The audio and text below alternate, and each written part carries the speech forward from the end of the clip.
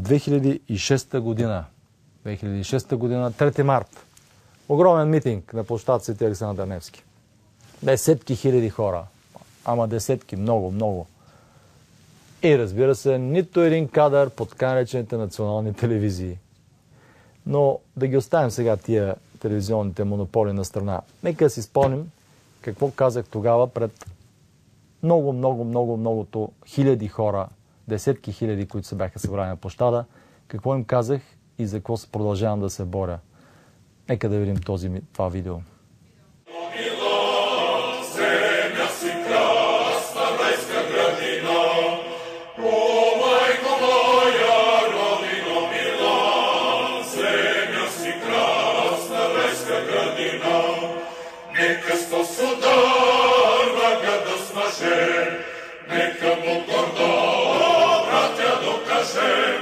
Че сме струшили пръстни окови, че сме свободни, а не робове. Че сме струшили пръстни окови, че сме свободни, а не робове. Лидерът е Бог е с нас, даже рода, той за чест и свобода, за мила рода.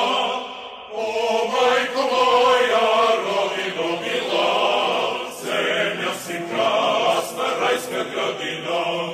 О, майко моя, родино мила, земя си красна, райска градина.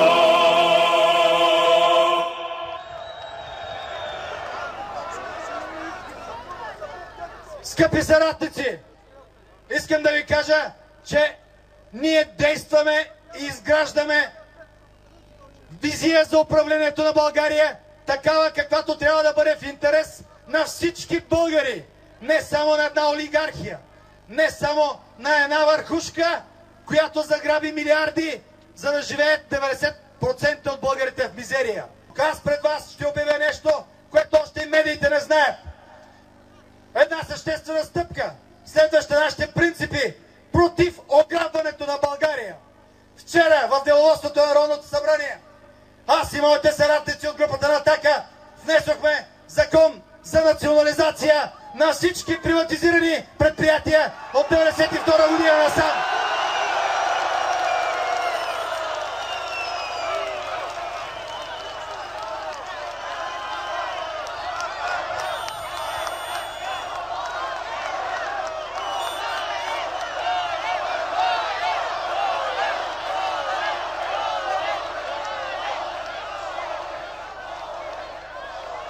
Защото на вас ви разправят басните, че всичко е нормално, това, което се случва е нормално, а появата на Атака, появата на национализма, появата на патриотизма е нещо ненормално. Не! Ние казваме, че не е нормално да ограбваш България 15 години и да няма наказани. Това не е нормално! И ние ще го поправим!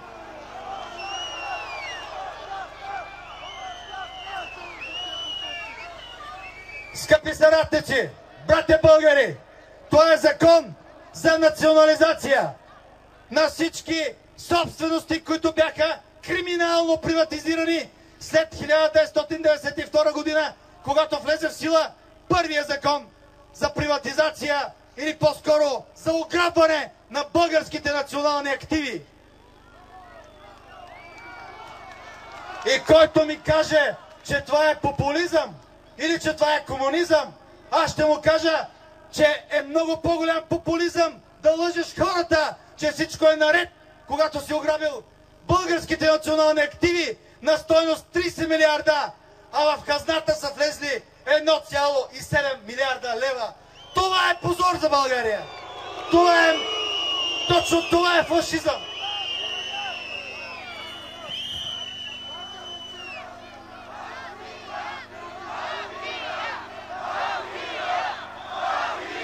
Да, мафията трябва да бъде свалена от вас. Мафията ще бъде свалена от вас, от нас.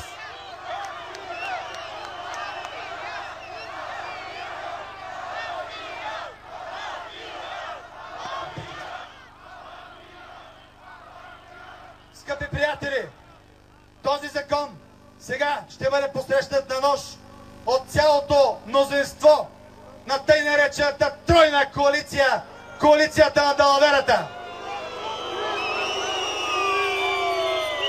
Но ние показваме сега с този закон какво сме готови да направим. И тъй като положихме клетва пред паметника на Апостола, когато дойдем на власт, ние ще го направим наистина.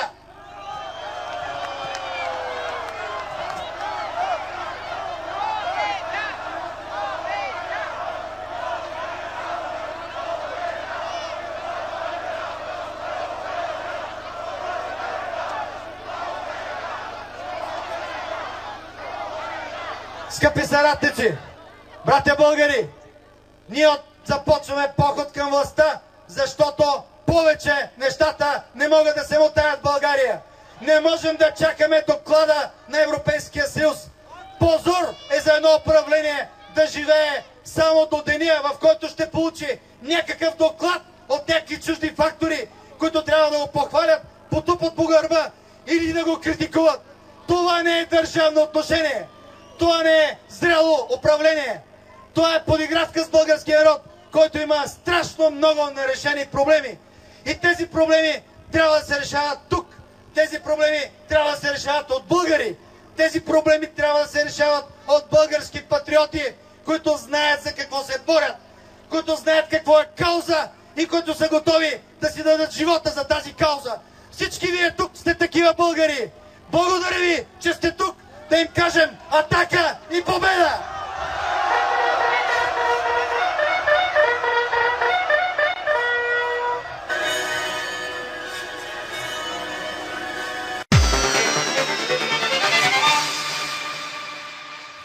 В 2006 година, 3 март. Точно 7 години са изминали от тогава. Точно 7. Откакто казах, че трябва да се върнат в български държавни ръце заграбените структуроопределящи предприятия и сектори, които носят огромни печалби и бяха дадени на чужди компании. Сега срещу кого протестират хората? Срещу чуждите монополи.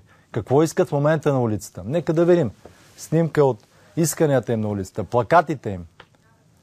Нека да видим какво сега искат в момента и не е ли то същото? Одържавяване на ЕРП-тата. Одържавяване, т.е. връщане в български ръце. Вън ЕОН, ЧЕЗ, ЕВН от България и одържавяване. Същото, което го казах на 3 март, ЕРП-тата държавни. Ето ви лозунг от днешните митинги.